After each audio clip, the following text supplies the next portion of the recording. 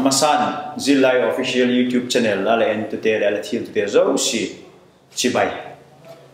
tunita puna hin ki pa kum tak mai una pa Dr. Thanglalmuang to holim khom thei ding umo ama le hun pha hun man tam tak Zillai te ngai khok na zikin em pedoka ama to holim khom thei ding zikun chungin ki pa thu igen la tu tam gen lovin holim den lut pai jing itinu amasan ke le dal choisa ke hi Dr. Pahi self introduction boarding in bakchi ngal katin awan bol hen la I head na pungin cha ko uma amasan Zillai te lachungun Zillai headquarter ten tukul thil long organize hi kipa kum kasa ka kipa hiti le ka baggen ngala encourage tu khatin le kamungal hiti le ka baggen no ngala ke kahile Dr. Thanglalmuang kahi to 2019 January akan Manipur Health Service ka join pana ke kapin na pa hile passing tin so hi ni danga ECCI officer chowkidara la hisaki tun so retire ta tu hin kasum kunun chapel lenin kaumo kanu hi le hoi cha hi unaw panga ka hiwa ke neu pen ka hi posal pali numai pakhat ka utie chu hi le jene posal nei ngon hi taw kai chou hi tu hi inom phot ka hi naw pang chain Dr. Pahi Dr. Hung hi the ki pa kum akum hi le he na ko din cha kum kum bangsan mo bong le te kum som thum la khat som kum ni running kai tu hi ki pa ko ma naw pang cha kum som thum le nia MBBS hung cha ya health Manipur health department se na hung nei the hi Zillai ten kisuan pi ma hi ti hi athakina la heading in thil tu te eva kichil yen la Dr. Long hi theina ding hin le khasim zil dalam kaya mi kukol tak lahi di chu het sa hi lahi ji ka ji go lo tin na hong chang la hi I Zillai ten e ton thei di tampi nang ma lo tin na pa le lahin khu apata hin din yin cha ko ma educational background high school apatin a detail de win hi le khok lo win ma Zillai ten Zillai lak theng dingin em gen big the dim kan neu patin high school hi le school ni in kalakaya khata hi le Rostan Memorial High School hi zibana chun hi le class 10 ko pass do na hi le chu CTHSS ma Children Training Higher Secondary School apatin class 10 ko hung zawa ji ka hung zo khan rebanin 11 to 12 science kala science ko hung zawa ji khela khan preparation ko hung ki bola lekha ko hung sima ji khan 2010 kum khan MBBS Rajendra Institute of Medical Sciences Ranchi Jharkhand State in Kavazila ji khan 2016 kumin MBBS chan ko hung zo he ele khasim nalam kai hin bangolin pan hala em high school chu khuti talu kaneu pat chu student brilliant talu le khathim talu chu ka hidik po hilele akilam kai ham ka hiseka azola katu pen le chu hizela mo ava top ding ava bang ding le khasim le ka hidik po ma pan son theina dikha ji chu kha katup saka hi tikul khan hun hong chi to zela hilele high school ka hung zo khan pol som le khat ka hung luta ji khan competitive exam khat ka bachu kha ji kha competitive exam ka bachu khan infala hi ka kinga te ho ho ket la inspiring thema ma jingo ji chu zini ke exam ho question khat le answer hello ka hi ile zini kha hi ka life hong ke change na mo ji apat khan pol som ni ka hung luta pol som ni ka hung khan ni dang sanga level chu ka hapi zoma majing a hilele lekha ka ha simbangin society vela khanglai vel loile pai vel pol lo ti chu ka hikin dik po adakal fix timing chat le chu ka nei dik po hilele continue every day ni sing chu le kha sim te Sunday ti lo chu sim te ji kala le kha sim dan tang pi high school la kai lai le to 11 12 higher secondary ti ma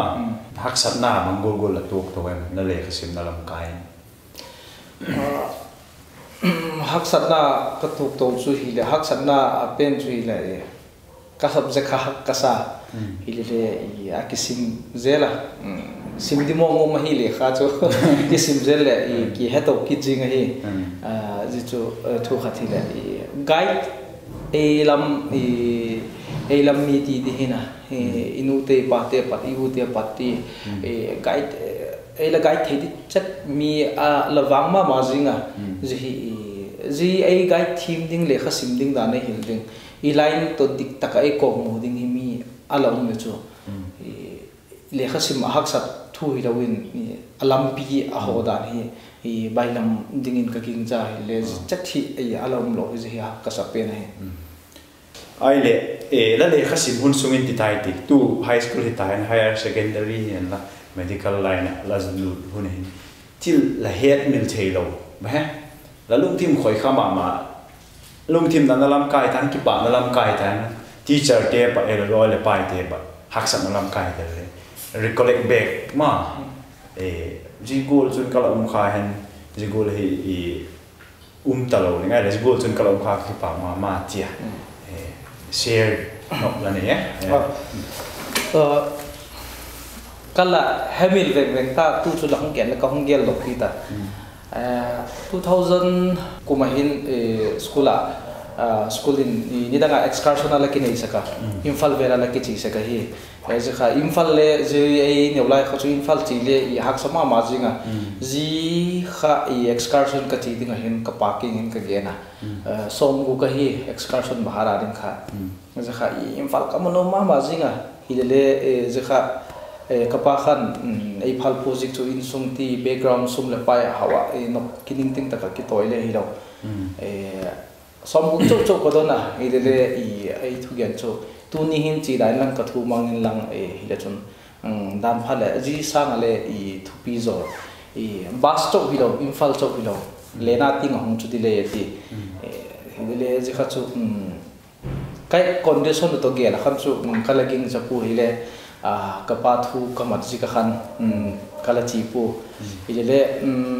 2010 kuma MBBS ka hong mu khan ranchi ka hong zona ka flight ka connecting hi jikin Kolkata ting kha chu flight in ma imphal pat Kolkata pat ranchi hi Kolkata flight ka hong take off khan bang khat ka en suka Kolkata Howrah station or kamu train station le gam khaka le thupi ka sama ba jinga ka ki gela zinia kalung gel kha August 2010 August that 18 na hi ka hezing na la ya nitaglam 6 PM flight hi 6:10 lak le dingin ka ging chana la hi zakha flight kalak to khan anuilam ha ken thupi ka sa ka kingai tu la bang thi dau dana ti gol hi ka life jing I do ka ti la tu z 2000 kuma kapan thu mang takalom la bus to ilo ji sama thupi zo kam thupi zo le mun latin bus to ilo le na tinga leng dile ati kha ka gel do ka zini khatuni tinga hin ka hemil thai pu nu le pa thoi mo ita sin na ding le nu le pa chu thil pha la he wa Zillai ten tep te tak ai doctor pa ko patin bangji ga medical line mo tu doctor MBBS choose them what inspires you again pick here medical ka choose ji ka gila chu ka choose ji tile ai pu medical doctor hiting he ma jinga kaping apat ka lo jinga hi le kha ka hung sim te yau cha ka hi pat ka uli pen pa hi kala enton ma saka ka usang hi ama hin ka neulai kha what is your aim in life ti hi la dom saka ka ute ka lengon aim in life ti hi sim pik saka g a dot kha class b ka hi dim cái hết chín chất tập pu hi le zinia ai dot câu sang này dot khát tu tiếng hi doctor hi đi cái ti kalung thi mà coi cái duy tàu pe cái hi cái đàn cái game goal mà khăn guide le cái này pu guide le cái này pu le khá le cái sim tawa doctor chu ut le doctor hi bang gola zil dinga hi ti hello ka hi pol som ko hung pa sa science arts doctor khoi lam di ti hi le hello tawang phil ka hi le doctor hi le chu science zing na ti ngai dan khala ki na ya hi le science kala khale I pol som ni zo hi MBBS entrance p thei a hi lam le kala he dik pu le chu science chu la tho le doctor le u tho ji kha akingai tu science kha ka hongla tawa hi le pol som la khat ka hi khan koloi te science student ma khat ma le medical line ut khat ala ma khan chu ke sang en neu khat I thil khoima ba khata la hi ai la ge na pol som ni zo le MBBS entrance p thei ti khan kalung thim khoima ma jinga je khan pol som ni ka honglu ta khan preparation ti di hem le khabu chum ke le ka hong sima reiba na khan library yo ma library ya kha bang khat to career guidance after 10+2 kiti guidebook khata lo maintain ka khela kasima kal khatver kasima kalung lut ma jinga je khan career tampi bangula bowling bangula shape do ding am ti ho kha je khan ka hongmu ji zo khan MBBS pol som ni ka hong zo khan preparation ka hong bola ai de dan ta ka pol som la khat hi vel pat kha preparation la bowling hi le ai guide to ding ale kini logic khan ne khat vai ge de win hong ki prepare thei top so hin hong ki sima je khan top na kha chu bang ti de ham guide to om lo wang kha kat tu kha ka hemil di pu ka upian kha kat tu tin tena ka family kha ti background kha va khoi ti family background hoi lo ti le a hi di pu le ka background su hoi pui ka ti ut pu je chu la khala ma chu mi zo sin le het sa hi ka pa cho ki dar hi kanun me juk sa ka hi le background hoi hi ka ti ut zo azik chu kanu to ka pan ta sama I koi pu ti zong ka ti ma ji ka chon ji zo si khan ai hasota ji khan katu tuna hak bang hak san na hi le hi zo di azo di sa bul khan kom jinga ti khan preparation ka hong bola dot thei ka donga ka dot thei lo te ha ke ngon ka si jinga ti khan blind ka bola hi le pathin ka ki kol sak jinga ka hi ta phatin pathin king le kha ka sim di le thale khabu te kala to pa hi zik chu guiding hoi kala nei lo ji ka khan pathin pan pina hi mai ka don sa ka pathin king lalpa ka le khabu kala hi nang leum pi lo chun athon hi mai dei ka ti pathin kamu kalo tin lo le nang mul phau ti tap khan pathin kala bona jipen hi deu penina ka ti chu dedication mo determine tak ngai ki pa cũng không may là mi ku kal tak lai dan tu chu ni ti chin ma ai tu vak ge chu nya khat vak kai pe hen career guidance seminar ti ve le sai se ko ma le Zillai ten ki ngai kho zo lo in hem bangul ngai dan na ne nếu khat chu ki nei tom de win kamui thing inei sun le ki ngai kho ki lo ma inei sun le ki ngai kho ki lo both side ta hi ngai Japan hi Zillai ten hapin organize le haksat na chu achapang te ala lung lu lo le hi theizel lo hi both side ta hi ngai hi le chu ki nei tam him le chu doi ka doi him he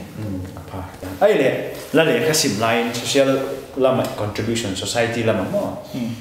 social activities ti mai hi te la le ka sim no lam kai ta ki sai gen na nai le bangul la ne mi hingin ithil nei mi zo sin ithil nei ki bang chu prime minister apat ali pera pataneu pen tinga ine ki bang chu huna hi time hi I utilize theme papa hi jinga je kha tu ni huna hin khanglai hian la society la hoi ta hi le activity him student hilele thul him dingin ka doi pu adi hi kimat da hitiu time fi tino mo exam di hun bang hele chu kilak khel khel le ngai ti pu kele student ka hi hele ka thei kham khamin ka pang sa ka active takin chu ka pang zo pu ka student sung kha chu khang lai ten le he thi mu khatang le he thi ma tilam pang chun jo student ki hi zikin mi zo si ki he thi ma he hele Christmas di hun wedding le la pose le ki pang thawa ko chum sunga hi henlang khatang sunga hi le mi thi na henlang khoi ta hi le part lak ka doi sa ka hi le khawak ge du chu aki bang bang chu hi le meaning chum khathang gen ka ten part lak pum puma le khasim di hi lo student hi lai chu le khasim pum puma part le balak zel ding khutila khanglai kha ya hi en I choi hoi dinga hi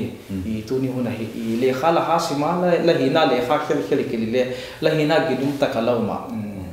la bozu ya lamat thim le khanglai le sumin hoi hi jing ding le khasim chou hi hi pu thil zo si hi le khabu na ki mu pu tam zo hi no khoma dana ki mu hi khuti khanglai le society sunga activity ho hi bangma asi tin ka genu lo he kimat thim hun hop thim ma to mai na in ki nim la ma no in hem eu khang lai la kin ati kin society am bang tu la bang get to ki sai chun bangul ka khalai te to mai zo ne chu mi ama on ngai dan de le hi ta mo pe hi chu vaki judge dinglam pang pot ko te ka sa ko ma judge ko ai ma si le pha nai me lo mai le doctor la hong hita Chorchanpur health department Manipur health department noi mane doctor la hong hita doctor la hong hina lam kai hin bang gol gol set na hong pm ka hung join kumo pathin gen katin dana ka gen gula kha January 2019 tha topin ka hung joina Manipur state service kha ama chun gamdangin chomkhat kala sema state ka hung lu zo kum khat ka sep join tu covid hi hunguma covid hunguma pathin CMO pulin CMO officer utilizing ka ma je khan ki parkhan community quarantine center somgit wal somgit langa lakwela ma Chorchanpur kumpi hin zikha in charge ko hi ngi bana chun military le police personnel CPF te related covid activities zo sikha je khale in charge ko hi to kita ai le jiti ho zo sikh ololen ko CQC te kha humba CPF te re abana bani na ki streamline je khan safety new khat hung ki bang hata community spread to hin chui nei ta ji spread nei hi ji community spread hung tun to ki gola khan contact tracing team leader in akyum kita jibana chuntu in le awareness lam pangin ka continue to kita thule tu din mona hi chu covid related hi deu pe na hi ka sepna hi le ka permanent posting ka posting la dik tak chu hi le PHC psychot medical officer ka hi je tak mona kho to le tua chu ka wak genu da hi le mi pi te ke community spread a hat ma jinga abikin Chorchanpur sunga hin mortality rate le sangma ma jinga ku ma safe lo hi wa tu ni hona hin lava ki test mai thei la ki test la negative mai thei la negative le la dam sum si negative ti na le hi ti pu la negative ni positive dang khat to la ki su kha le positive ki na di chance ne ki jing la hi dan akila nga tu ni hona hin mi zo sin covid pandemic hi gel serious iteno SOP neu cha inayo marks building khut sob ding mi to ki ka ding ti hi head min lo dingun je hi ka toi sa ka hi tu ni ai le tu hi awareness chung cha lama mo puk na nei he dan ki he mi pi te hi bangolin yumwe aware zo em ma chi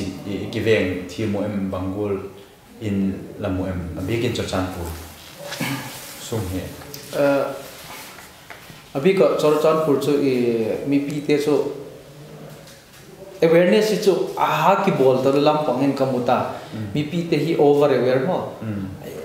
awareness means o sina ki nei ta azui ki zui pe ta lo a he ta he tho ta wa azola I marks bulli ti vel bang hi district dang le chorchan pur apathi I mundang chi le I chorchan pur khel chu mi le tom jing marks bulle tam jing nimfal la pati hung to chorchan puri lut ki le chu dan chu ami pi hin marks poi mo lo marks in mi pi poi mo zo hele kilo helin ku man marks ki bul pu covid law le ki min kam pu ye wer wangi irresponsibility hi medical doctor le administration le police te na dinga hi pu marks bul ding ti ho fel he ami pi responsibility hi ami pi te mo pu na hi mi pi te hin hi mo pu na lampang hi zo lo I golin ngai dan le I kanei dojing atu nai la hejik cho I ver bang za them awareness ki bola media te lo la bigin te pastor te hin lang khawang tang hin lang ko le mi cha tampi ki train hi le ki bul dik lo max bul le ki tom ma na lai ji cho I le cho ami pi te hi ne khat I lau zo lo wi di mai lo le ki ngai hoi di dead red the main chochan for he covid achi le song tao ma tu go lai chi wei le bangol din mi tu thei le mi pi te chi the ne mo le pil ban the ne mo bang nang hai dan bangol lam bangol din mo nei chi jing le chu ni tanga la ki musik italy te story vela la ki gen ala dan italy te youtube vela ile ta tu zikha ki gam la lo ding he azik cho mi zo sin he ala dan le he aki transmit dan le he ile izui lo kha hi meya tuni hona hin igam sum vela mi vela hi atle ke ka negative en nangla positive hi ke ka negative wi ti theina ga mai tapo azik cho aki test lo mi tampi asymptomatic normal ta hin khomang tampi ki tai ki test le ki test sem talo jika cho tu le tu present condition acho di dana hi le ikinga te hi positive goal la ingai to jing ding khuti ro le ma on protection ki kilala mi protection lag da dani va gen dei pu mean marks abul lo dani va gen dei pu en ibul le ke chai jing hi ai pen ni bol lo le thai ro hi ti gu la hi mo pung na nei lo gu la covid ai le ki veng na ding ingai khok lo jing hi le chu I dead le je sang hin sang zon tin symptomatic le je sang hin sang zon tin mi azola thi hun lo wa thi covid zika hin ho I suk chomo mi tampi hum ding ina ki mu thi iti la chu thi chu kuman thi hi subei thi lo he thi na he le thi na chu ne pat I film pur zika postpone thai mo I dam kum le I film kur le chu kisuk sao the hi ti ai le pil lo le chu hang tung de chu he the ji ngai chi pa o doctor la hi apat hin bangolin mi pia ding in te mai tin ma lungial nei bangol la la se na work experience lam pang hi ji mo work experience lam pang work experience lam pang hi maktel do hi ka experience ka fila midang ile to feel tin tin ile ama sa penin ka profession ding ka choose medical hi choose hoin ka kisa pathini nei pi kolin ka koya ke ka choose le ya bang ko pathini ke profession ding mo mo ka tin pa ila sim pi kolin ka koya zik to alung ki pa kum ka kalung thim satisfying mo lung kim ka hi ka sepna hi ajik to ka khopna wang cho hum sa coming in azale ka gimni ka chol ni o ma chu alo thei lo hi le kalung thim lam pang hin cho kalung kim ma jinga ka professional lam tak ma ajik cho ka experience ne khat bak gen leng khazil to thuin ku man cho la he khalo mai the ku man le hello mai the ile ke in activities social service ti danin ka college de lo khan le ka bol saka mi gen the lang hi do le pan pi ngai do ding om le so kol le vai la hi le kol te le kala pan pi saka ki pak the ma singo ai experience khat bang gen lan ni khat ka ka exam onai ma jing ta hi le ai hung phone call ka donga mi driver khat akisukha je kha condition critical ma jing hetiwa ka wachia ka het kha ama kha ka het kha kai pu ka het khak te hiwa amun ka tu na khan ke milung si tu ma hiwa je khan ken le kanu si thei ta pu exam de chu ka he le je khan operation te bol ngai ding ti surgery department te khan ageno junior ta ka hidalai jelai kha ka senior doctor te khan nangle hungum pia atiwa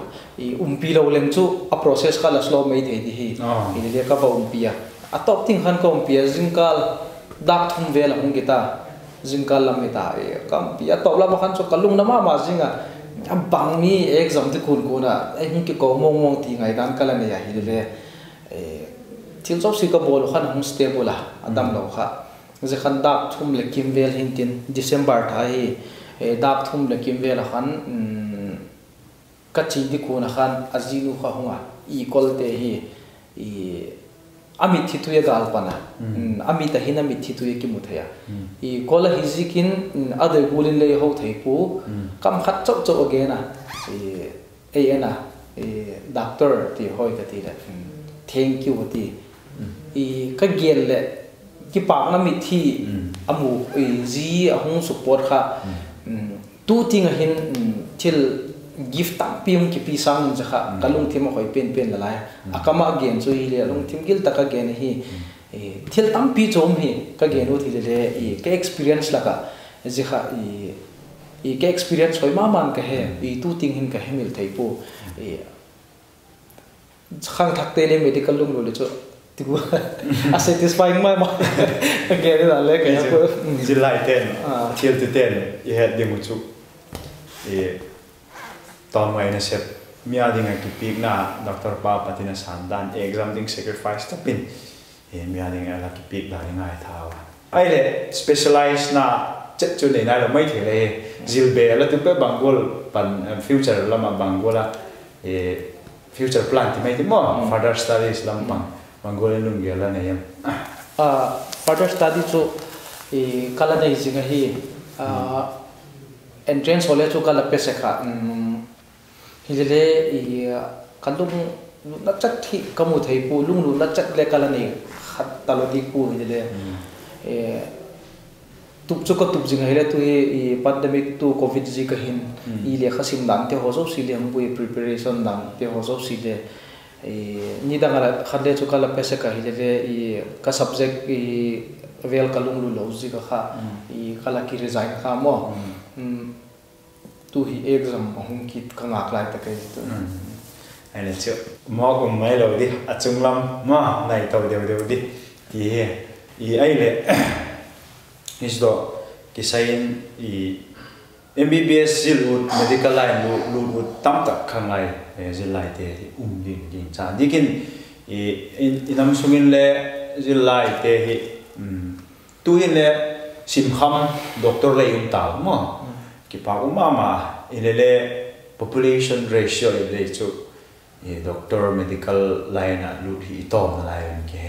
adik in India as a whole my country khalai te zillai te medical line as an MBBS bangola panlang dem nang my experience patin gen theidan dia diem kadoi dana hi le tu mi tampin MBBS atupu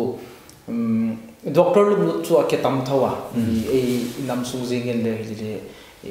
doctor hi na dinga le khasim tak ta hi tomin kamu abikin Paul som ni hung zo science hung zo MBBS adinga hung ki prepare and train sa adinga hung ki prepare le ki prepare jim ko BA level ki mid BA hero le PSC ham akum loss dilaw TVL mi ke tamma ma jinga medical line lu so medical chok khan focus patitin entrance ding khan focus tin BA BSc khan focus dai tin kum loss ding le law dai tin asole le khasim entrance competition hung chu ti pe di exam new me pu exam hakka hi kêu hun lai tu chu ni tin ala ta kêu hun lai khan Manipur PMT ahi Manipur PMT hilai khan chu chemistry hi class 11 to class 12 hi chapter som thum velo ma hi chapter som thum vel la ka hi question som ni la nga chop ki dong hi chapter khata question ki to lo na le mai cha chapter khat cover sung le saw hi je kha kawak ji kawak genum ji chu hi la lekha simpen hi sim tak tak hen ngai amugila abesi ka pat heta azunga pat apa ting ti ding ham dikale khatle ki miss out thilo i miss out sa le ki muzo lo hi la hi cut off ole sa ma jing ta tu lai cho khuti kham thak te hon le heading chum entrance vel chu ding hi le cho khen khat bangin da fashion lam panga hung chi dan ting le hum thima changkang tak takin mi omu coaching la ti hovel le mo mobile phone smartphone ti ho khoi tampi yu ma zo so si le hi ting sun medical valley tuk tak tak hi le chu le khasim jing hiten thil technology chum hin bui da hi tin entrance ile khasim tu example ka bagian chemistry chapter som thum la ka som ni nga vel hum ki tong ke hun lai kha khong ge ni zilai kha khasim tak jata la kisima hi isim me hi lo zo la thil dang mang ma le ka ngai tu dik pu chum le ka ngai tu pu medical u di le medical ding ki prepare ding jing zo la amuding ding hi jing ji cái chuyện tụi nó cái chuyện thằng này đến dễ chỗ labor biết cái tiền mày đi lương thêm vào về sắc lâu đi mà rồi lại tiền tiếp thế tiền đó là hắn entrance trung trang ghê nè ít alak tham mà entrance tu mà chút government nuôi private là đây MBBS gì thế tham mà government là đây gì thế rất tất cả thì bằng goal hết cái chuyện này mình cái thế điểm gì lại thế medical college cho private government institution zo si cho private to government nào mà thì private hiện subject coi được cho crore là mà hi Zillman MBBS le institute hoi tak reputed tak te so 60-70 lakh sang tu na le ding in taging cha keu hun lai ting so 30-40 thì là họ donation khen khát bằng in lao mà le cho mau process ấy ta cho thì le private to government à khi hình na pen này là fee hay gì ngà government à thì phải là cho fee ni mà hi lâu to bằng tí thế hi private thì phải là cho fee sang kỳ đấy hi lawyer ding cho government cho ho pu ma hi government a ding cho de kha si ma ki si ma hi government ai mu zo lo le cho sumini na lo chne khat private institute khen khat ve na sit ong ve lam le mo ji kha imam ni me le qualified nak le accept thei deu da ne difference ben ai le private asil ding itale to government na sai go le entrance thấu bằng tuổi hết. Tu là tu chú ní thì là làm với cái ta mò. Private to government là làm với cái hi private ta valut gì cả institute hồi bui thì là hi đi po. Private thì là cho private thì riêng à phi bị thấu tiếng hay. Tu government ai mua là cho government in đây cho. Hay riêng à hi là common entrance. Common entrance. Private là lúc tiếng là entrance nằm thu đâu này thấy đi lo. Bil vàng thôi mà riêng à. Cái bao mà thu mình tắm tắm pi ngay thật ta, MBBS là chạy hin, Manipur là direct Manipur Health Department không xem riêng là hem, hay là xếp na to cái say hin cái bao mình appreciation này wat thì thế mà cái bao nó thiếu biết thì thế, don là này achievement. Don nó bắt khana chun MBBS cái chạy hin Manipur State Service kahung lu jingpu 2016 na khan ka zawa ina cham khat ka kichola zo khan 2017 kumbulin MBBS zil namun ma Jharkhand in ka chi sukita Ranchi khan super specialty hospital khata ma ji khan RMO ka se ma thanga Orchid Hospital akiti ji ka sep sunga khan khatve chu ki pak pi nai piwa letter of appreciation kiti director in AP ko kha most hardworking and caring doctor ti do dan in appreciation khat chu la piwa ji zo khan thanga ka sema ka sep zo khan tu ka zil namun ma khan JR ka ba kita junior resident kiti mo non academic 6 months kum khata hi contract kha hi le ke kha 6 months chan ka sema 6 months akhan ka hai je khan 2018 kumbulam hung hi je khan aims entrance ka hung qualify ta je khan aims lamin ka chi suka ai ka wazila hi le je kha ka subject kha khuti talu kalung lu na kha ala hi khat lo hidingin kamu ke enjoy theipu je khan kaung ki rizan kita je khan manipur kaung le kaung po to ki tok cha khan sepna la kila tu manipur mp sc na konta ka je kha kaung sema 2018 khan exam ka zo interview zo si ka zo son 2019 khan kaung join pana also tu kum 15 August ni khan covid chung chang we la ka tai ho zikha le hi do di he khan dc pat independence day khan mo 15 August ni khan appreciation award khat kala dong ki te khan ki pa pi lo kho mai tam tak mu lo achievement ma appreciation award te lam ai le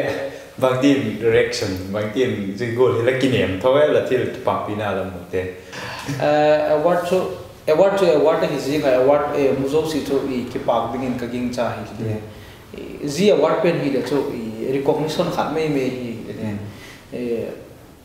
reaction chum le ka nei dik po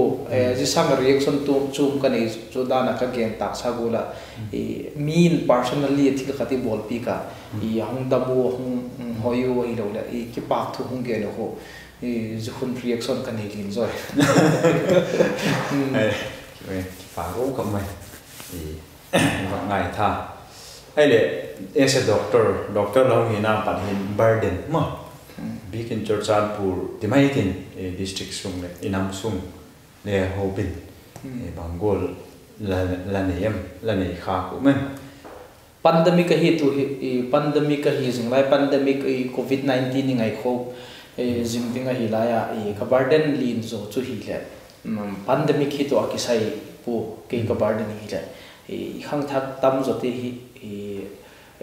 la sak thim yum chun la sak thim kha gp in stage performance ball phale zu le salama kipi football team sports team homle good kha khaini raja hum ki pan ki mo zu le sa football peg zo bang ham khat ball zo le party lam sai ta hum chi ki lo le igam sunga hi ball di helwa zu le sa le kham thia ki ve tam piu ma zihi a hi zo ka burden dik tak cho khanglai sung ma khanglai ka hi na to ki tonin mo khanglai ti bula yum hi lampam vela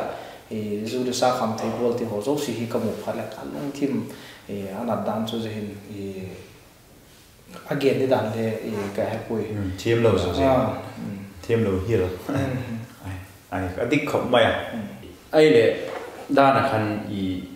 further studies again kha bang ball zom tala jun specialized udna sangnan bang ball lung lu la la lem kane upat kala doi chu ila surgical branch kala long lu ma hi le tu gen gula kha ai ka wazila mo ra hi le surgical branch khata hi thawa le ai kan u ta khan kalung lu na hung ki ma zinga surgical lam hi mo ken le bang ma fix to ka gen thei pu hi le hi thei le chu medicinal branch mo md lam kai zo hi focus di lang kilom ka ke sai tu le tu ka tin le chu bang ma ka gen dog thei di pu pa hom khom mai ai le I hon lam ato na lam nai lin ki sa thai tin I tu vai tha u I Zillai te as a brief de with mo big thing ka genu ta hi la Zillai te kinga ku hi le Zillai hi mi hing khat I pinga I pathin khut sok ve ki hiwa im namun munun I pathina dingin I bol so si bol hi thino I khu I toy da I lifestyle un I pathin choi hoi I nge dingin I bang I bol le pathin I sim tu hemin lo dingin ti hi ka genu ta chun Zillai taking a again would keep cut to heal to buy tagolin a pandemic a he to he mis also hovel pompina buipi he student tampi takte le hasimna career le hum sethe king I see na tampi le hum ding mentally ai lo le economic hin lang ne khol na sum le pai hol la chung chang ale haksat na tu tampi ding hi wa le ji pandemic hi lung thui nan nei poite no pathinin hun bi akoi ahung tunggulin ko hi tino tu ni huna hin ku mahala ki ngai se ding le ala bangti ti diam maban son theilo di ko la ku mala ki koi lo ding en khang lai te hi hen lang Zillai te be philawin inu le pa te le ka ge ru ta pandemic a hi hung be ki ding a hi ahung hoi hun le kit ngai ding a hi SOP in nei neu cha cha te hi hand washing to mask bul to mi to ki ka ding ki nai lo din ti te hi zui phothi ti no pandemic hung be hun ahung ki thil hun tingin pathin kinga don jeng comment je hi do khom ti tingin le bak ki chi la hi yo lim na ma ma so tim tai le tu khat again like viewers they are again ma hun kha lan nai di ta la ne get pick him viewers taking think at in end to taking end to the head again would wahile ka hina hi kya bang ma umpo mi te lung sina le mi te happy na zala leiki thupi na zalu doctor te hungzil chawa doctor te hung the ka hi abikin kadhule kapa kanu me ala chate zo si chung le ki pa thu de nu ta aso mi tam pi pau chapna ka la hi la pau chapna gaw ka hi tu tinga kana se phile la pau chapna gaw ka hi jinga bang tik line len nang wa ka hi jinga dan phan la kilet sak de vela kala khak la le nang wa ka hi jinga ka phat le nang wa ka hi ka gi do le nang wa ka hi correction ngai ka hun subdik kapoi mo honin le ei su ti kun lang ki sung la ke ki on lang bang tik line le ka thei top suin nang le ke ya dingin inam songa dingin ti hi ka gen u te he ki pa ko maya ji holim na pata hi ma son na le Zillai tam pi ala phat chu pi ding doi sak na kom la na chule Zillai official YouTube channel hi like ala bola ala share so ding le chial na kong bol hi Zillai dam so hi Zillai official YouTube channel hi like share le subscribe ala bol chi dingin kong chi go hi